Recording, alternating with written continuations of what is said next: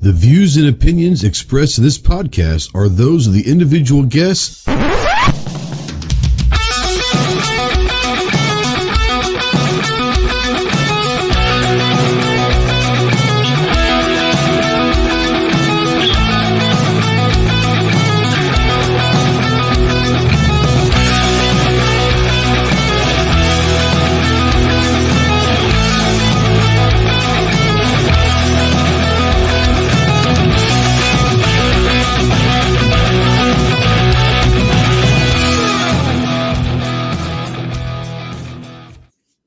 What is going on, my Ghost Squad? Welcome to the Armed Citizen Podcast Live. This is episode number 332. Today's date is Tuesday, March 12th, 2024. We are streaming live on YouTube, as always, to over 150 countries worldwide. If you're out there in the live chat, welcome to the dark side. We don't promise to make you any smarter. Honestly, we just hope you not to make you any dumber. But if you are out there in the live chat, go ahead and say something. We don't know that you're out there unless you do. If you're watching this in replay or listening to it in podcast form, remember, the conversation does not have to stop here. Utilize that comment section. Ask any questions you want to, make any comments, tell us how bad we're doing, how ugly we are. It's all good. Any comment is worth making. So if you want to text into the show, yes, you can text into the show. Utilize the Ghost Tactical Hotline, presented by our good friends over at Wilder Tactical. You guys know how I feel about Wilder. They got some of the greatest gear out there, probably the best war belts you're ever gonna use in your life. But that number is 530-364-4678. Go check out wildertactical.com.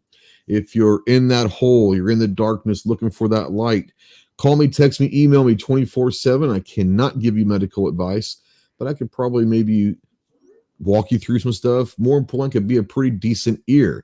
If you are looking for someone to get you towards some medical attention, remember two things. One, you are not alone in this fight. You have a lot of brothers out here that are willing and able to help you in any way possible. And two, the world is a much better place with you in it. So please utilize the Veteran Crisis Hotline, 1-800-273-8255. Once again, 1-800-273-8255 vets. Press the number 1. We are spotlighting, as always, the United States Marine Corps. If you have any questions on what it takes to earn the title of United States Marine, see the website marines.com. And as always, we're a proud member of the Self-Defense Radio Network. Check out all of your favorite pro-gun, pro-2A podcasts over at selfdefenseradio.net. Let's take this off of my ugly mug and say hello to some of the crew and our special guests from Anderson Manufacturing, home of the hashtag Pony Express 2024. We're going to try and make that happen. We got Kyle. What's up, homie? Oh, not much, Ghost. How you doing? They've been practicing that this whole time. You just got to wonder about these guys. I tell you. Sweet. What's going on over at Anderson, man? We just dropped a new blog today. So if you guys get a chance, go over to the blog section on the website. Check it out. It's about me building my wife her Kiger frame. Nice. Excellent. Standing on the corner in Winslow, Arizona, such a fine sight to see. It's a Ginger, my lord, and a flatbed Ford. From the Gun Owners of America and Fully Loaded Reviews, we have John, the Ginger Soulless Bastard. What's up, man? What's up? You guys are all weird. See, you guys sprung forward. We stayed the same, so... We're the weird ones? Yeah. Arizona is just, I love Arizona, but y'all are weird, man. Why are we weird? We should. Why is this daylight savings still a thing? I know. I happen to agree with you. I don't understand. I was gonna say I could do with that. Like I'll agree with what Arizona. They don't recognize daylight savings. So are you technically 2 hours behind me now instead of 1? Yeah. I'm technically 2 hours. Yeah, I learned people have to learn that after a little bit because my phone started ringing at 7:00 this morning, and I was like, "Nope, I'm sleeping." Not happening. You were sleeping at 7. That sounds about right. Yeah. What's wrong with you? What is wrong with you? When you work from home, you sleep until you got to work. You're still in your pajamas, aren't you? You work in your pajamas, don't you? Don't you lie to me. All right. I'm going to be to a Tuesday. What's going on with the Gun Owners of America, man? So first and foremost, we did our women's event this weekend. So that was a big hit. We did that in Dallas, Texas at Texas Gun Experience.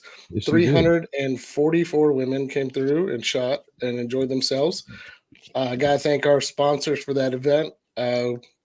Chameleon Bags, Vertex, Victos, Excess Sights, Global Ordnance came out. It was amazing. Wooks showed up too. So Sarah from Wooks was there. Nice. Barrett showed up to help out. Clover was there helping out the whole weekend. Big shout out to Arminthia for loading mags all weekend. She is a godsend and a blessing. So I will sing her roses. Yeah, I as much as I hate Clover, Arminthia is awesome. Yeah, I get a text Friday night from Kat, and all I see is this, and I was like, really? I was like, okay.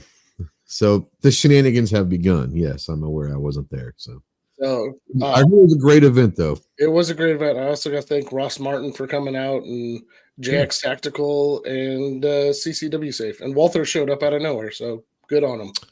Even better, huh? Yeah. Even better. So that was that. We are also sending to SCOTUS about the Illinois assault weapons ban, so that's going on. So stay tuned for updates on that on the gunowners.org for all the information on that going on and all our other cases, including the bump stop case that is currently at the Supreme Court right now. Yeah, I suspect we'll probably hear something in the next month and a half. I'm hoping. The oral arguments were made, about a week and a half ago, 2 weeks ago? Yep. So we got to figure in the next month and a half, hopefully by Memorial Day, we'll hear a ruling. We'll see how that goes. I don't think anyone's terribly worried. I think that we all kind of figure where that could be going. But we'll see.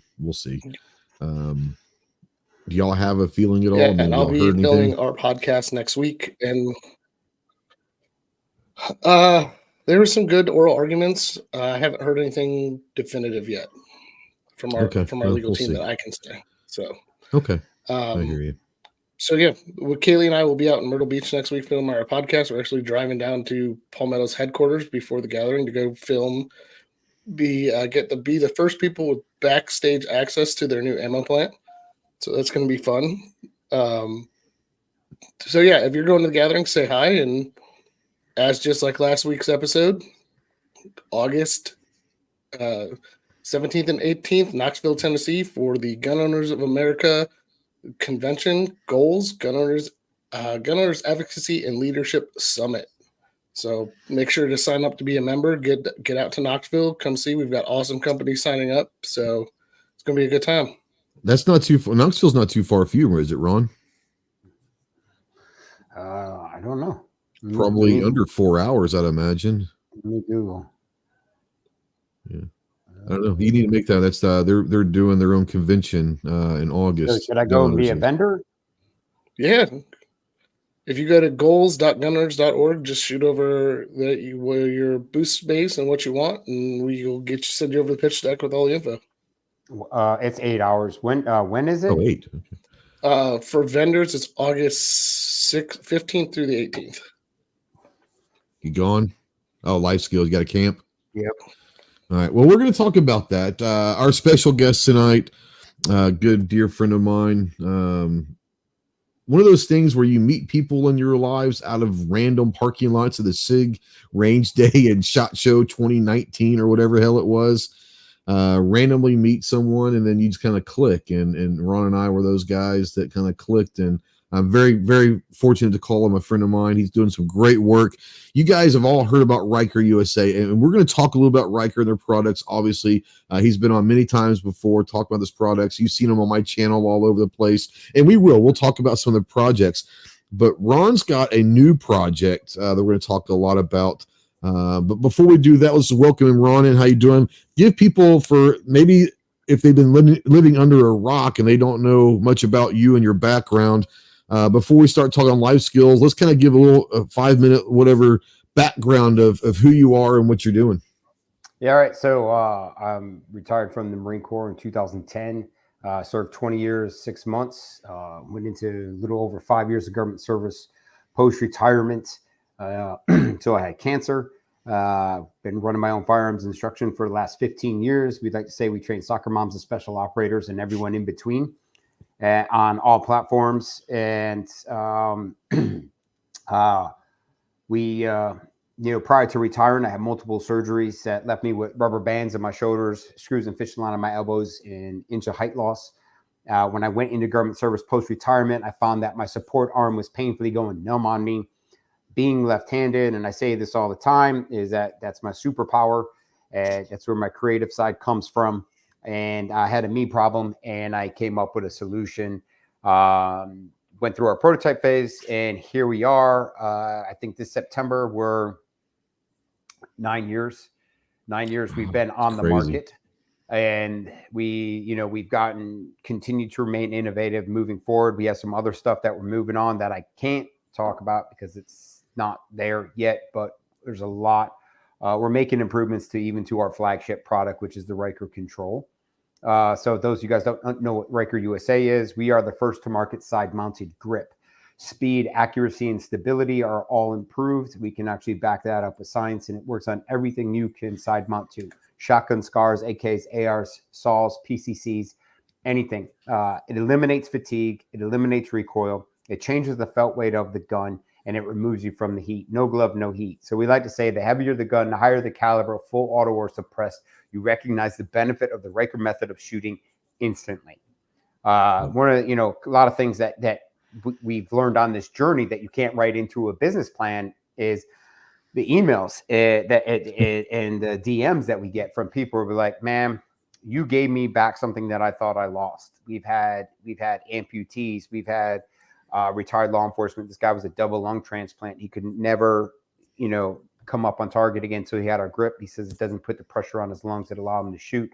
We've got people with cerebral palsy that can shoot a rifle now, and because of the grip. So along with the reasons why I invented it, then when you have a Medal of Honor recipient shoot your product, and he turns around and looks at you and says, "Fellas, today, as I stand here right now, I could go back to Afghanistan with this grip." And that right there is mission success.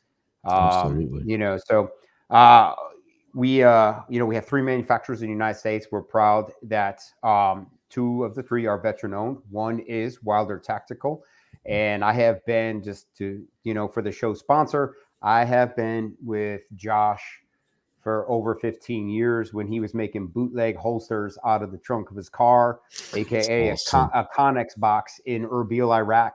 And every once in a while, I will find some stuff, and because he used to sign all of his Kydex, he used to sign Wilder, and I'll send him a picture, and he's like, "Man," he goes, "not only do you have stuff that nobody has, you have stuff I don't even have."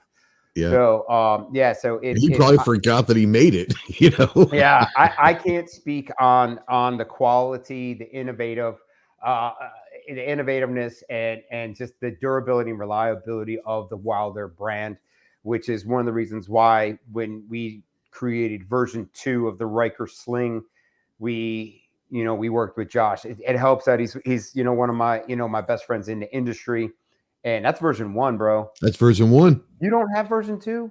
It's on another rifle. Oh, okay. All right. That's on that's on the version 2 is on the rifle with the control grip. Okay. All right. That one is with the regular. That's all version 1 right there. Nice. And then another rifle's got all version 2.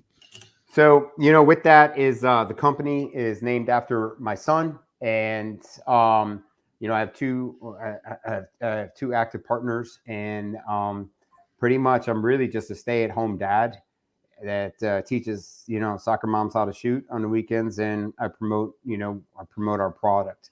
For those that are interested and might feel like traveling, we are running a Riker USA basic to intermediate carbine this weekend. If you don't have a rifle, you don't have Riker products, don't worry. You were in North Carolina, Wilmington, correct? Wilmington, North Carolina. Yep. So you guys, if you guys are interested, DM me on Instagram, and I'll with your email address, and I will send you the course info. Yep. And so he's a busy man. He does this guy's got like 11 different Instagram handles because he's got so many now. He's got an instructor side, he's got the Riker side, and the life skills, which we're going to talk about here in just a second. But before we do, it is time for our pony polls. We every Thursday, Saturday, and Monday, you guys know we put some fun polls out over in our YouTube community page, sponsored by Anderson Manufacturing. Let's go take a look at those real quick. First one came out yesterday, 1.9 thousand votes. Pretty simple, Ron. We're going to get you involved. I want to hear you guys answer in the chat as well. Pretty easy. Pork tenderloin or a steak? If you had to go with one. Steak. That's fair. Kyle? You already know. It's steak all day. Yeah. Ginger, are you going to be weird and choose pork? Yeah, you muted yourself. You can undercook a steak, but you can't undercook pork. So it's steak all day. You can undercook a pork. You just don't want to undercook a pork. I'm a huge pork tenderloin guy, but I mean, let's just be honest. The steak's where it's at. And 1.9 thousand votes, 94% agree. That might be the biggest ass whooping our polls have taken over the last few years. It's 94 to 6. That's big. That's big. 94 to 6. Good Lord. Next one up came out Saturday, 2.2 thousand votes. Better Tom Hanks movie, Forrest Gump or Saving Private Ryan? Kyle, which one? Saving Private Ryan. They are both amazing movies, though. They are. So it put me in a tough position, but Saving Private Ryan, because it was so far ahead of its time. Well, that first 10 minutes of Saving Private, the beach landing at Normandy on Omaha Beach, I saw interviews with World War II guys that were in Normandy in that beach raid that actually lived. And someone said they got up and left. Like they said it was as real as they've ever seen depicted of the landing. That first 10 minutes could have been a movie in itself and won an Oscar. Let's just be honest. It was amazing. Yeah. But, Ginger, what about you? Forrest Gump or Saving Private Ryan? I got to go with Run, and I was just running, Jenny. You know, it was such a quotable movie. That's the only reason why it's such a good movie and so quotable. You know, here's the thing, man. Neither one of them are wrong answers. I think that as far as the movie goes, I think that maybe Forrest Gump's going to be more iconic and more memorable over the years. But like I said, you can't go wrong with either one. They're both great movies. And I think that if you asked Tom Hanks which one's better, he'd probably have a very difficult time choosing. So, yeah. Ron, what about you? You have a preference of the two? You know, two different genres, right? Oh, yeah, for sure. You know, one's fact, one's fiction. You know, I mean, I like them both. I remember seeing Forrest Gump. I don't know. I think I was like a corporal when it came out, and I saw it. Someone took me to see it in the movie theater. I hadn't heard anything about it. And this happened to me twice. Yeah. I was like, and this is for the internet and stuff like that. I'm like, I thought it was a real dude. Like I thought Forrest Gump, I did too. I thought is this guy like really? And I'm like, there's no way they would make a movie this detailed if it wasn't real. Right? Like, is there really a guy who won the Medal of Honor named Forrest Gump and then start a shrimp company? I mean, is this real? For sure. Yeah, no, I get it. But I don't know, man. I mean, you know, the Saving Private Ryan for the historical, you know, capture of, you know, the significance of that time in our country's history. Yeah. My grandfather was in 10th Mountains. He was German speaking, reading, writing, and he had a similar mission like that. Him and his brother did 4 years straight. So, you know, I'm going to have to go. I mean, splitting hairs like that. I'm going to say, Saving Private Ryan. For sure. Marcus out there says, if I'm on a date, Forrest Gump, if I'm with the boys, Saving Private Ryan. And that might be one of the best ways to describe it. That's probably not something you want to take to a date to, unless they're into that too. But now you brought up watching Forrest Gump as a corporal. The coolest yet weirdest movie experience of my life. I was a PFC. I might have just picked up Lance Corporal, but I still think I was a PFC. Camp Hansen, Okinawa. You've been there. You know what that is about. The theater there on Camp Hansen were showing. We had just gotten back from somewhere. And Camp Hansen was showing Braveheart in that little theater. And if you want to know what watching Braveheart is with a couple hundred Marines that have been elsewhere for a while and was really just happy to be home. I'm pretty sure they had to close down that theater for a couple weeks to clean up and probably fix a lot of stuff.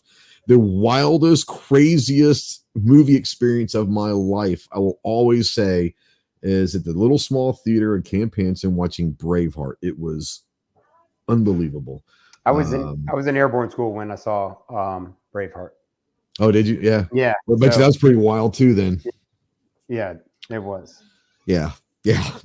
I don't think that theater was ever the same after we got done with it. It was just destroyed because everyone was just throwing stuff and yelling, and it was fantastic. It was awesome. Anyways, Marcus also says, good evening. Gotta tell you that banana hat rocks. I love the Savannah Bananas. If you're not familiar with the Savannah Bananas, go check. If you're a baseball fan, Scott was how much beer was drank then? All of it. I mean, all of it, probably. There's no telling. I don't think anyone was sober when we actually went there, much less afterwards. So anyways, yeah. 2.2 thousand votes, 68% say Saving Private Ryan. 68%. Our last one, 2.5 thousand votes. This is in general, no for a specific reason. Just in general, we're talking cartridges, calibers here. 357 Magnum or 9mm. Which one do you like better? John, we'll start with you on this one. 9mm. Okay. Simple. Yeah, there you go. Ron, 357 or 9? 9. Versatile. Affordable. More common. Findable. Yeah. But the other thing too is, we've kind of, I think you and I talked about this a little bit, but accuracy is accuracy. Yep. And when I grew up on an MP5 and a 1911. I started thinking about this not too long ago, and it's like, the MP5 probably to this day has still stacked more bodies professionally than any other worldwide. 100%, 100%. Right? Yeah, the 70s, 80s, 90s, SAS, right? MI6, yep. LAPD, Dev, CAG, all of it, right? And then Det Force and Fifth Force and Second Force and all that. And, you look at that and it was good enough for 30 plus years. And then all of a sudden we just like, let's go to 5.56, because we want to be able to do all these other things, right? And I just kind of like had this idea. So my wife carries, she has a 9mm carbine and Glock 17, 2 weapons, 1 mag, 1 round. And I'm like, why am I not doing the same thing? So now we run four different weapons that take the same mags, that take the same round. And again, I'm confident in 115 grain, 9mm, like to take 125 meter headshot and have positive effects on target, So I'm kind of a fan. Yeah. I've said this, and I think anyone that knows me at all knows that I truly believe that the greatest platform ever is the MP5 platform. It's versatile. You can do so many things with it. It's phenomenal. So yeah, and the 9mm. Well, that's kind of like the inspiration for how we run the sling. Is from the MP5. Oh yeah, absolutely. Oh, and one thing you didn't know is we'll talk about this later. And you talk separately about the grip and the sling, and what people don't realize is if you combine the Riker sling and the grip into the Riker method of shooting, it'll change things for you. So we'll talk about that a little bit as well. But you didn't touch on the Riker method very much. I know that we're here to talk about other things. Kyle, 9mm or 357? I wish I could be different, but 9mm versatility, availability, it just makes sense. No, I hear you. I'm 100%. 2.5 thousand votes, 72% were correct that said 9mm. Not that I have anything against 357, but let's just be honest. Now if this was Clover's channel, that might have been the other way, but it is what it is. But yeah, those are the pony polls this week. Go check out our good friends over at AndersonManufacturing.com. Like I said, we got Ron in here, and we're going to talk. If you guys were paying attention at all during SHOT Show, we had the Ghost and Clover podcast live each day at the Bursa booth.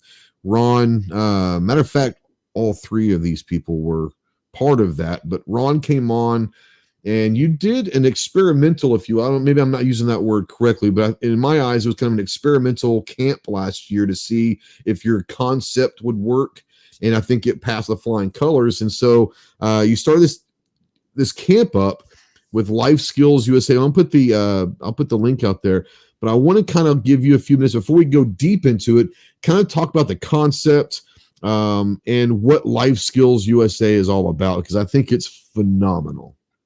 Yeah, real quick, John, two of my friends were at your event this past weekend. Heather Allen, who's here in Surf City. She just released a book. She shot a gun in all 50 states. She's running for office down in Surf City. And then, of course, my little sister, the world famous Jade Struck.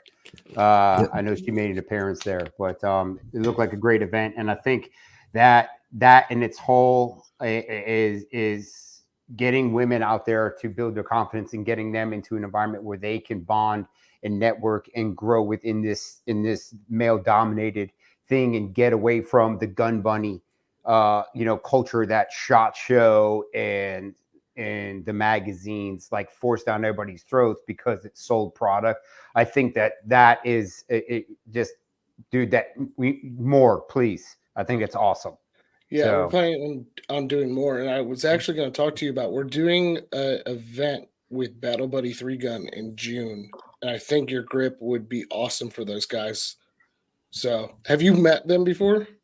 No, I have not. I gotta get you hooked up with Battle Buddy 3 Gun. They're okay. Paralyzed guys, real quick, guys who are vets or not able-bodied shooters. They've got a wheelchair that they go around with, and they shoot 3-gun competitions. And I think your grip would help them out a lot. I'd love to be part of it. Absolutely. Yes. You brought up Jade, and if Rudy grows his hair out anymore, he could be involved with some of these women events too. I saw him in Vegas, and he's got the locks flowing, man. Oh man. But let's talk a little bit about Life Skillz. And like I said, you brought it up, and you had one of the best segments. No offense to anybody else that was on the podcast. You had one of the best segments of the SHOT Show podcast. I think that we got more comments and questions about Life Skillz. And I know I talked to you the next day, and like during that whole segment, your phone was blowing up as well. So I think you sparked a lot of interest during that. But Life Skillz USA is something that I think is something that's desperately needed in our society and our culture these days in America. And I'm going to give you the floor to kind of talk about the background of what you're doing with that. Yeah. So we ran a pilot last summer. A pilot. That's more better than an experimental. Yes. Yeah. I knew I'm not very smart, man. No, hey man, I was just like, hey, I'm running a summer camp, and I didn't know it was called a pilot. So I'm actually trying to text the link for this right now to my buddy who's like been instrumental in helping me get this going. So we made the decision to homeschool our son, and it was a few courses of events that, led us to the decision to homeschool him. God has his plan. And when our son was born, we never cut his hair, and it was going to be his choice, his decision to cut his hair when he wanted.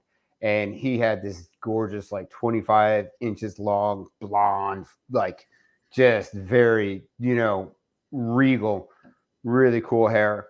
And we went to the Christian Academy here for orientation. We were on the list. We were, going to get him in there for kindergarten. When we went through, he had his long hair. When, a few months passed, he sat around and he's like, I think I want to get my hair cut. So we started telling him, like, there's kids that don't have hair because they're going through cancer treatment and stuff like that. And we could donate your hair if you want to cut it short enough. And we got him to do that. And he was like, oh my gosh. He's like, I want to do that. So we donated 8 21-inch braided ponytails to Wigs for Kids. Yeah. And so where I'm going with that is we didn't get into Wilmington Christian, and we had some friends tell us down the road that there's a dress code for boys and your hair can't be long. And it might have been a good thing. Let's be honest. And well, I will tell you is now what we've learned now is my son is not built to sit in a classroom. He's just not. He would be the kid. He would have been labeled a problem. He typically right now, he would be in first grade, like traditional schools platform. He's in fourth grade math, right? I can put a map in front of him and say, tell me how to get to Uncle Bo's house. Tell me how to get to Uncle Jeremy's house. How do we get to Sornex? All right. You guys come to Wilmington, he will navigate you around town, terrain associate. Right. That's awesome. So these are just like different things that we would do with him. And then we'd see something and he'd be like, hey, Dad, you think we could try that? And I was like, yeah, let's go do it. So we're just doing this. And then so my niece and nephew would come over and we'd have some other friends come over and they'd leave their, they have play dates and stuff like that. And the next day they come by and they're like, hey, what do I owe you? And I'm like, owe me for what? And they're like, all the stuff you taught my kid. They came home, they're like, Mr. Ron did this, we did this, blah, blah, blah. They're like, you need to run a summer camp. And I was just like, you need to shut the hell up. Yeah. Like you already don't have 1,100 things going on in your life. I'm not dealing with, I'm like, in my mind at that time, I'm like, I'm not dealing with other people's kids. I'm not dealing with this landscape right now. I'm not dealing with parents. I was like, as it is, I know that when Riker gets of age where he's dating and he breaks this one girl's heart, the dad is going to show up at my doorstep and the dad could be my kid. And I'm going to have to knock this youngster out because my son broke his little girl's heart, So it's just like, I'm like, all these things are going through my head. I'm like, I'm not doing this. I'm not. Yeah. So fast forward November 2022, my dad got sick and he passed away. And it's still, it's challenging. So that kind of like, I don't know, just things just look different. And I started noticing things like we were doing things, my son and I would do stuff. And like, it was in December, we were working on something and he stops and he's like, did Pop teach you this? And I was like, yes, he did. And so he'd lean in.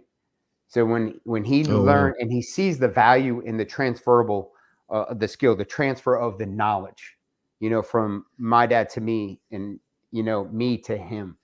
And so that, we started doing that. And I just started thinking like, I've got to do better as a dad. I've got to do better, to raise this Christian warrior. And it was like January 2023. I think it was like right before SHOT where I woke up and, they say, you have to listen when God speaks to you. And I woke up and basically the conversation that I heard was, bro, I don't care about your feelings. You're doing a camp, so figure it out. And I went downstairs and I wrote a schedule. I wrote out times and I wrote out a 5-day schedule of stuff that I've done that I know I could do and stuff that I wanted to do, and just started thinking about things.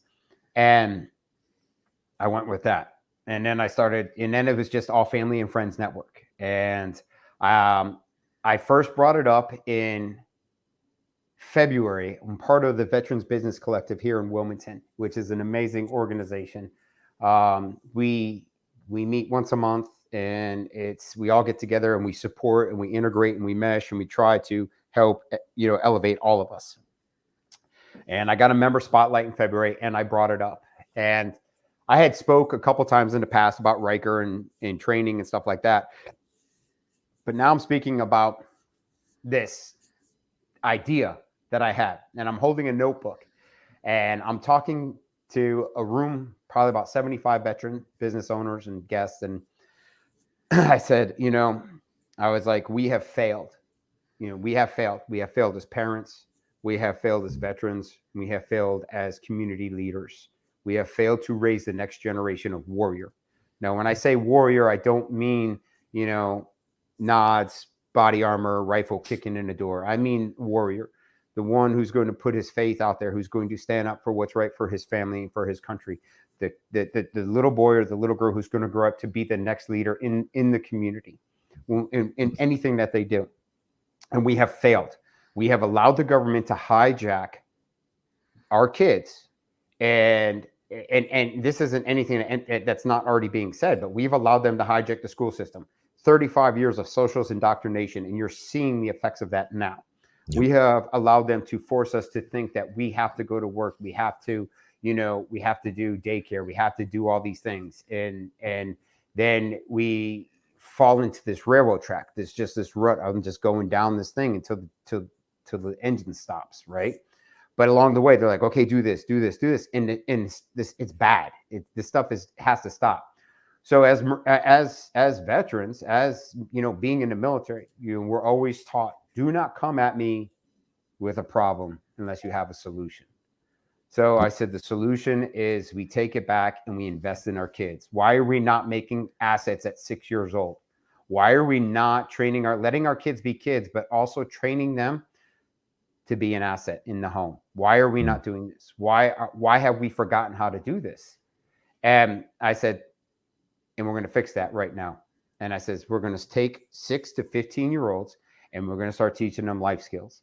And I said, now when I was speaking at this thing, I didn't even have the name at this point. It wasn't life skills, yeah. And it was just like, yeah, we're doing life skills. And it just kept being said and said and said.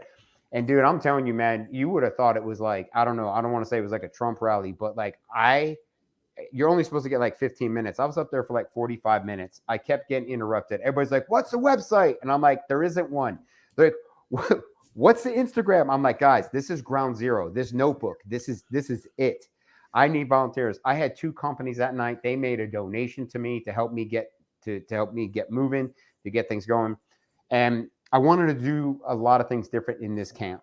And other than my schedule was very ambitious, it was very, very Marine heavy on the timeline. Like we started at 8 and the parents were picking them up at 4. All the moms were like, let's go 9 to 3. It's probably going to be, better for everybody. I'm like, okay. Because my thing is and I'm the same way in my marksmanship training. I value your commitment. I value your time, and I value what you are spending to come and donate a day of your life to spend with me and listen to me run my mouth. I want to make sure that you are getting every single dollar's worth that you put into it. And I value that. And I want these kids to walk away with confidence. So I came up with the program, and our theory, our motto, and you can see it. I'm confused. There we go. Right here. God, country, God, family, country. And that's it. So what we do, and I'm very clear in my verbiage on this, we start every day with a prayer. We start every day with a pledge of allegiance, and then we have our tasks. And everything is about making these kids the leader in the home, on the baseball team, in school. Look at Uvalde, right? Look at Uvalde. Those cops, those cowards, who should all be in Leavenworth, Big Rocks, Little Rocks, who sat there for 90 minutes. Those kids, this is where we failed our kids. Those kids put all of their faith in leadership into that teacher who was dead. Yep. Okay. Had one of those 9-year-old kids been trained in stop the bleed, how to stop fix a thoracic injury, they probably could have prolonged life. Right. Instead, they sat there and they allowed themselves to be victims. So we have to raise victors out of victimhood mentality. Right. We have got to create these assets, and we have to build their confidence. So I just looked at stuff, and I just looked at things and was just like, this is what we're going to do. Hold on. Sorry. So I started talking to people and getting the word out. Fast forward, a couple weeks after I brought it up to the veteran community, I went to this event I do every year with Sornex Outdoors called Winter Strong. Winter Strong is an amazing event. It is a combination of competitive power lifter, Olympic athlete, NFL player, hockey player, professional hunter, people you've never heard of and you should have heard of because they're some of the baddest people on earth. We got Robbie from Blood Origins, we got Danny Bolin who comes in from Hawaii. Like all these amazing people come together, and it is just it's a bow-driven event, and it's a lift, run, shoot, and it combines all this stuff. And they had a presenter up there who was starting the whole weekend off. He wasn't briefed properly by the company that sent him out there, and he gave a very short presentation. Bert had asked me, he was like, we got a lot of people who do preparedness out here. Ron, why don't you come on up and tell us how you do things. So I just got up there and did a 50-minute from the hip presentation on preparedness on how we live in our house.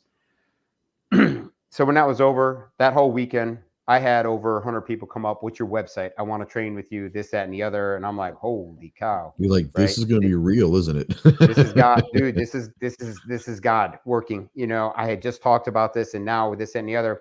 So Don Verity, who owns Clean Eats, him and his wife, Don and Yvonne, he's there, and he lives here in Wilmington, and he goes, hey man, he goes, dude, I didn't know you did all that stuff. I know you taught shooting and stuff. He goes, that's really cool. And I was like, well, actually, I'm going to run a summer camp. And he's like, really? And I was like, yeah.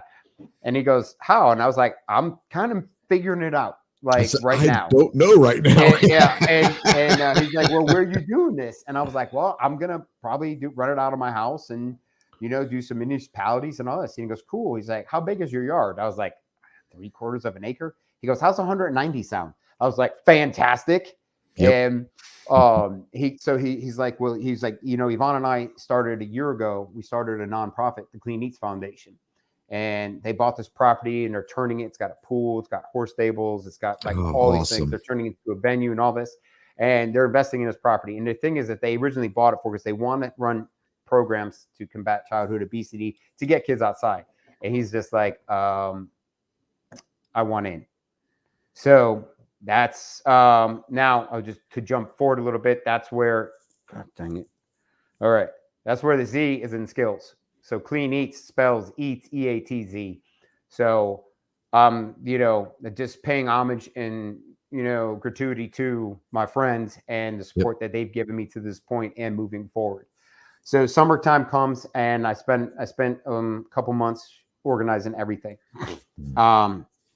So we did day one, we did situation awareness, self-defense. And the other thing too that I try to do with the camps is I want to get the kids in front of as many veterans as we can. Not because I'm trying to help recruiting numbers. I could honestly now I could care less about that, but I want these kids to see that veterans are very instrumental in the community that they live in, and that we're doing all kinds of amazing things. Mm-hmm. And so Mark with Raider Realty is a big jiu-jitsu guy, and he's one of the leaders at this MMA gym. So we did 90 minutes of situation awareness, self-defense. We taught them some basic strikes and everything. We weren't teaching them a technique. What we were teaching them was how can a 6, 7, 8, 9, 10-year-old get a grown man off of them? How can you inflict pain on this person? So we started teaching to get away, not trying to end this guy's life, to get away. Right. So we started doing, and then we got them up and we had them working down to they're on the ground and teach them to shrimp off and everything like that. So then they get away. And then once they would get away, and they're like, all right. And I'm like, oh, you're not done. Before we started, I brought a bunch of Riker's toys and I hid them throughout the gym. And I'm like, okay, go find a Tyrannosaurus Rex. Go find Boba Fett. Go find a dump truck. So now I'm hitting them physically, but now I'm hitting them cognitively. So now what we're doing is we're planting that seed of survivability. We're teaching them you're never out of the fight and you have to keep working. You have to keep looking for work. All right. So we did that. We went from there. We went to Clean Eats. We got a nutrition class on proteins and everything, the proper way to eat. Right. So we did that. And then we went from there. We went to Canines for Service, and Canines for Service is they train therapy dogs. They train service dogs. They train all this. And their clients, pretty much the people who receive the dogs are veterans and first responders. So I wanted them to understand the importance of doing something for somebody that they're never going to meet, who's done something for them. And they also became professional dog walkers out of this deal. So we went and everything, and it's cool. But then now we're also teaching the kids that this is why when you see a dog that says do not pet, or in training. Now now these 10 kids, they get it, right? Yep. So we get back to the house, and then my buddy, who is a Marine, infantry Marine, he's a flight nurse here at Wilmington, had the ambulance in my driveway. So now the kids are in the ambulance. They're learning about the ambulance. And then obviously the coolest thing was going up and down on the gurney. But then they got a splint class. So they started learning how to do a splint on their wrist and in the leg. So they spent the rest of the day doing splints. And then we talked about cleaning wounds. And then we started tying knots. Now I did jump ahead. The thing that we're doing different in our camp, you're not going to show up and just get a t-shirt and be like, yo, I went to Life Skillz. It was awesome. We did all this cool stuff. Now, our camp is a little bit more expensive, but these kids are getting $400 worth of equipment. They're getting they're getting a legit kid's backpack. They're getting a compass. They're getting fire starter. They're getting a knot tying book, a splint book, a compass book. They're getting a compass. They're getting 2 types of med kits. They're getting, this year, they'll be getting tourniquets. They're getting water bottles. They're getting headlamps. So not only am I teaching these kids, or we, because I have amazing cadre, but we are teaching these kids, but we're giving them the tools that when they go to leave their house, they see that backpack and they grab that backpack and they're going out on a bike ride with their friends to go, do jumps or play basketball or soccer, whatever. They know that with that backpack, they're the leader. They're the asset. Absolutely. They can handle any situation. All right. So the next day, say day 2, we went to the 911 call center, which was absolutely, for me, was fascinating. And the thing is I'm going to date myself here, but you guys know, we didn't always have 911, right? And I tell people that, and they're like, what? And I was like, yeah. And the 911 was developed, I think it was 1967 when it was a test in certain areas of the country. Yeah, I think it was early 70s before it became national, didn't it? It was brought online. I think it was brought online nationally, I want to say 1975, 76. Yeah. Right. Yeah.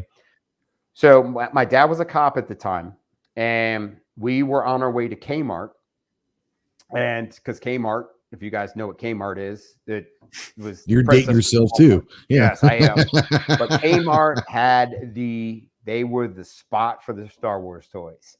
And so we went there. I had my paper up money. I'm going to get some Star Wars toys. We're coming out. We see a car accident in front of us. My dad tells 6-year-old, 7-year-old me, go call 911. I'm like, okay. He gives me a dime. I go to the phone. There's 3 phones in the entryway to Kmart. I remember this clear as day. Put the dime in the first one. 911 is busy. Okay, I get my dime. I go to the second phone. 911 is busy. Go to the third phone. 911 is busy. I run back to my dad. He goes, did you call? And I was like, yeah. He goes, what'd they say? I said, it was busy. He goes, what do you mean it was busy? I was like, it's busy. I got yelled at because 911 didn't work the first time I had to use it, right? So going to the 911 call center was really cool because the kids got to understand in the presentation that they have there, they have one set up for kids, and getting to learn how that whole thing works. Honestly, for me, it was amazing. It was so cool. Here, I don't know if this is a nationwide thing, but they do 285 training hours, full on simulation room, 285 training hours before they actually sit at a live terminal. I didn't know that. Wow. But phenomenal. That's great. So while we were there was actually a robbery happening. And the kids were like, what? They thought it was the coolest thing. Because you see the lady because it's also because in Wilmington, we have county and we have city. So we're going down. So county's the first part. And then we get back and we're at the last row. And the guy's like, okay, this and that. And then the lady's like, so in this ear, she has the caller. In this ear, she has dispatch. She's like, 911, what's your emergency? She's putting it in. And she goes, okay, hold please. She goes, yes, I have a robbery in place, blah, blah. And all the kids were like, Mr. Ron, no, there's a robbery going on. No, this is awesome. And she was just going back and forth. And it was really cool that we got to see that. So then we went from there. We went to the ERT guys. So ERT is our Sheriff's Department SWAT team, which is half of them are Marines. Emergency response team, I'm assuming. So you guys are calling it? Yeah. Yep. Okay.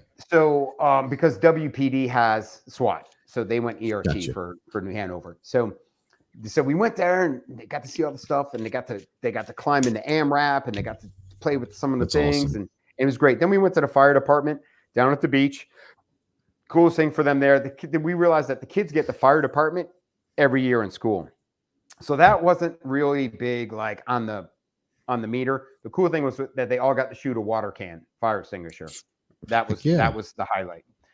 So we get back, we do more medical. We're starting fires. We're using the Blackbeard fire system, teaching them how to use that, and making sure they're drinking water. Clean Eats gave us these awesome water bottles, and it has like little funny things on the water bottle, making sure that they're like, hey, everybody should be here right now. Right. And doing more medical stuff. Day 3, which was sick. So we have Freedom Sailing here, which is a nonprofit, again, marine owned company. They have a trimaran. What they do is they take veterans out and just teach them how to sail. Josh was just like, yo, I am all in. So what we did for the third day, Wednesday, is we planned this with the Coast Guard, and we had 3 events, and we put them into a round robin. So team 1 went out on the trimaran. Team 2 was with the Coast Guard, and team 3 was on their little private beach on the south end of Wrightsville Beach, learn how to throw cast nets. Right. Nice. So now we're teaching them all these things. So the day before, they learned how to call 911. They learned how to talk to, and the cool thing with the ERT guys, while we wanted them to talk to the kids, was to teach them like, hey, if you're ever in school and you have a lockdown, you have this, that, and here, these are the things that you need to understand. These are the things that are happening. And it was the same thing with the fire department. So because we had the fire department, we had them talking to them differently. We didn't have them giving them the same school speech. We had them talking to them like they're a part of the team. Nice. Like they're going to be able to communicate back and forth. And we wanted to build that confidence up in them. So we coordinate with the Coast Guard. The Coast Guard's like, if you will do this every day with you. Like, this is phenomenal. That's awesome. And I will tell you, man, this little Coast Guard station, like, honestly, it had me like thinking like I might have made a mistake joining the Marine Corps, because it's pretty nice, right? Yeah. It is tiny, and they have a chef, and we were there, and the chef was cooking. Dude, they had poke bowls the day we were there. I was just like, what? They had a little arcade in there and everything. And the cool life, thing, man. These dudes are federal law enforcement. They can carry on a plane. Really? I didn't know that. What? I'm like, yeah. Oh man. So anyway.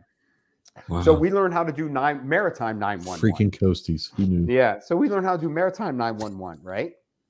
And all this. So what we did is it was 90-minute rotations.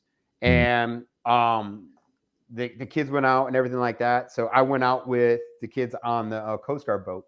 And the Coast Guard boat it's like their chase boat. So we get out there and they're talking about the boat and they're showing us everything and all the stuff that goes on. So we get out into the ocean and they're like, all right, who wants to drive? And the kids are like, yeah. Dude, when I say these kids, they got to drive.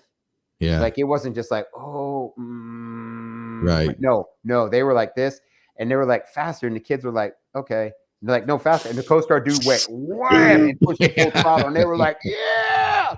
Like, dude, these kids were ripping out in the Atlantic. Wow. Dude, they were going nuts. They were crushing it. So good. And like the joy on them. It was fantastic. So then the other kids were on the beach, learned how to throw the cast net. So we rotated through. We had lunch. We finished our rotation. And we had some time. And where this is at on the south end of Wrightsville Beach, the Coast Guard has their own private little beach. And we're sitting back there and we're watching them. And they're all in the water. They're playing. Some of them are throwing the cast nets. And they're like, catch me in the cast net. And it's just like, they're just, and I sat there and I was just like, oh my gosh, they're a tribe. And it's like going back to what I was talking about, what you can't write into a business plan with Riker. I can't write into the fact that I'm of a medal honor recipient tell me that he could go back to Afghanistan with our product. I didn't think about that when I in that pilot, like that I'm making a tribe. Like these kids, they were a tribe. They were flowing. They were all laughing. Everybody's getting along. The kids that were shy, everybody was there. It was so awesome. So then we got froyo on the way back and did some more knot tying and medical stuff. Day 4, we went down to Extreme Outfitters in Jacksonville, North Carolina, which is my bow shop. And we did a whole day of archery camp. And they were kind of into it. They were like, oh, this is fun. We had lunch. We came back and they brought out the 3D targets. And I Like they were all in. They were nonstop. Like when it came time for us to leave at 2:30, I was physically taking the bows out of their hands. And nice. The funny thing is all they wanted to do was shoot the 3D targets in the ass. Like that was it. Who like, doesn't, right? Like I have pictures of the caribou, and there's like 9 arrows in the hind quarter, right? And they're like, yeah, and they're like you hey, yeah. So we'll teach you the rest later. Just but Zach have was fun. Like, Zach Pasica, who's owns and operates down there, and he was like, dude, all the kids do it, and he's like, it's not bad. He goes, here's the thing. They were aiming and they hit what they wanted. Yeah, we can shift that aim point eventually, you know. He's just like personal victories. Yep. So we get back home. The next day we're doing our final day, and this is where we're pulling out everything. So we rented a car from Wilmington Airport. It was like a Dodge Charger. Now Clean Eats was amazing. They donated their use of their Mercedes Sprinter van. So nice. Don was like, yeah, hey, bro, here's like, you guys can use our van. Everything's cool. I'm like, awesome. I go to pick it up. It's not a Mercedes Sprinter van. It's a Mercedes limo van. And I was like, oh, so the kids were like, oh, man, this is the best camp ever. Like we're coming back. And, yeah, it was legit. Right. So I knocked it out of the park. So if Don lets us use it this year, that'd be great. If not, we're gonna have like a school bus. So, but even better. So we rented a car. We rented a Challenger. And we go out there to the Clean Eats farm, and again we broke them into groups. And I had gone out prior to this, I had done created 5 land nav courses, and we had been teaching compass and going over cardinal direction. So they had land nav sheets, and they had one adult with them to help them. And at each checkpoint, they had a task to do that they had learned the week. And they both had to do the task. And once they did the task, then they could earn their next point and move on. So they had to do a splint. They had to start a fire. They had to tie the 2 knots that we learned.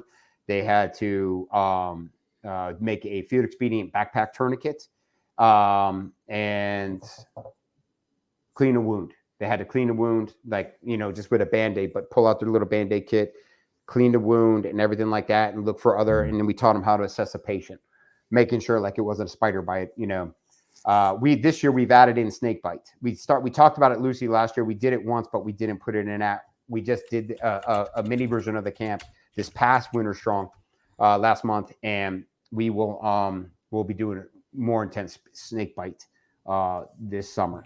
But so we had some of the kids doing that. Then we had other kids in the garage out there learning how to jack up a car and change a tire. I love that. I had 2 6-year-olds and a 7-year-old jacking a car up and working together to take the lug nuts off and work together, pull the tire off and struggle and get the tire on and learn how to tighten it down. And so it might have taken all 3 of them to get that tire on, but they're learning teamwork, Yeah. Yep. And sadly, communication and everything. The one part, we have 4 pictures, no video from that. That's like the one part that we missed out on. Get that this year. Because the photographer was in the woods, because the photographer is my sister-in-law, and her daughter was on the first batch that went on the land nav, and then my nephew was on the second batch, so she stayed out there getting pictures of them in there, and we didn't even think about getting it done in there. So, so then what we did is once everybody did that, we brought them outside. We used painter's tape, and we taught them how to break out of restraints. Sure. And this was, I didn't want to use zip ties. I didn't want to bruise them and everything like that, but I wanted them to get just that motion and understand this, but also getting them in that mindset of like, you're never out of the fight still. Always look for work. Always be resourceful. Find a way. If there isn't one, make one, right? So then what we did was we restrained them. We did hands. We threw them in the trunk of the car and did feet. So now they had to break out, and then they had to pop out of the trunk. And that was the coolest thing in the world for them. Sure. So then we went into the final part of it was seatbelt cutters. So we have partnered with Rescue Me seatbelt cutters, RESQME. And we actually sell them. We're going to be selling them on the website with the kit, which I'll talk about.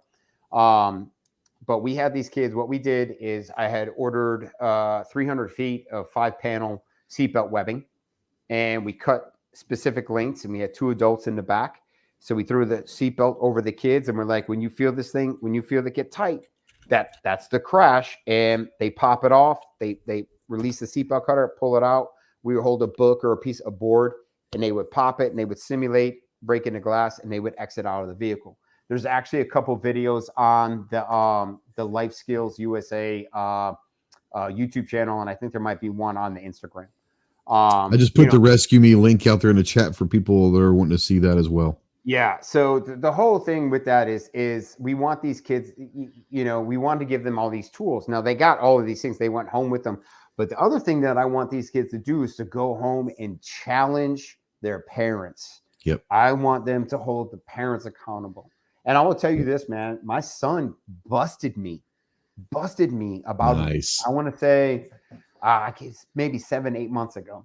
We're driving around, we're going somewhere, and he's like, Dad, he goes, we have fire extinguishers in the house, right? And I go, yeah. He goes, well, we have the one on the grill, and we have the blanket in the kitchen, and we have the fire extinguisher in the kitchen. It's like, yeah. And he goes, and we have fire extinguishers in mommy in your cars. And I was like, yep. And he goes, and you have them in the garage? I was like, yeah, we got them in your bedroom in mommy's office. He's like, yeah. And he's like, where are you going with this? He goes, how come I don't have one in my room? And I'm like, oh, that's a fair point. Damn. Okay. So we went to Lowe's, and I had him pick the one that he could pick up. Sure. Yeah. And so now he has the fire extinguisher next to his bed, right? Well, and he took ownership of that. So, I mean, that wasn't you saying we're going to put this in your room. He's saying, I need one in my room. So he's taking ownership already of that responsibility, which is amazing. Yeah. So, and that's the thing, right? So the seatbelt thing is massive. And and when the way we post the videos and I talk about it, and I put a couple of videos up, I actually did 2 at Range Day at SHOT Show. Yeah. When I was out there with the rental car or the rental, I saw those, yeah. Incognito 2014 luxury Lincoln town car minivan I had. That's how they advertised it on Turo. Yeah, I bet awesome, they did. By the way, I will never use a rental car company again. Yeah. Dude, the seatbelt cutter thing is awesome because when you see a lot of these ads and everything like this, they're like, oh, it's in their glove box or it's in their center console. Cool. What about when you're inverted? What about when your arm is broken? So how we set it up, and again, I've got a great video. Why isn't it always attached when needed, Well, we have it we set it up how we suggested. We set it up in the center of the lap belt. So you could get it with either hand. So we're working on that. We're working on a kit and a whole vehicle survivor series that we're going to sell as a subscription on there, which is going to come with the product, come with training aids. So you're not just buying this gear. I'm selling you the gear and the material you need to train on how to use it. And we're going to have different tiers and levels of that because we're going to be incorporating. I have a seat. I have a Wilder Tactical tourniquet and trauma share holster to hold the Stat Medical X-Force tourniquet, which if you guys have not seen, hands down, use the code. I think it's Riker 10 or Riker USA with Stat Medical. It's a zip tie with a snowboard ratchet. Why I fell in love with that tourniquet is my son back to the seatbelt cutter. We selected Rescue Me seatbelt cutters because it was the one that my son could use when he was 4 years old with no problems. Okay. We had like 4 different models out there. That was the only one that at 4 years old, he could understand how to use it, pull it up and bust out. So that's what we invested in. And that was even before we were doing the camp. They were already in all of our vehicles. I gave them to the family for Christmas that year. Right. So that's something that's been a staple in our family. And, I believe in that product. And it's also American made, even though it is made in California, it is American made. Yeah, technically. So all of these things and just trying to pull us back to the tourniquet. The tourniquet, the X-Force TQ is amazing. My son could put a cat on me, and I love a cat. There's nothing. Cat is a phenomenal life-saving piece of soft T wide. Again, you can't go wrong with either of those.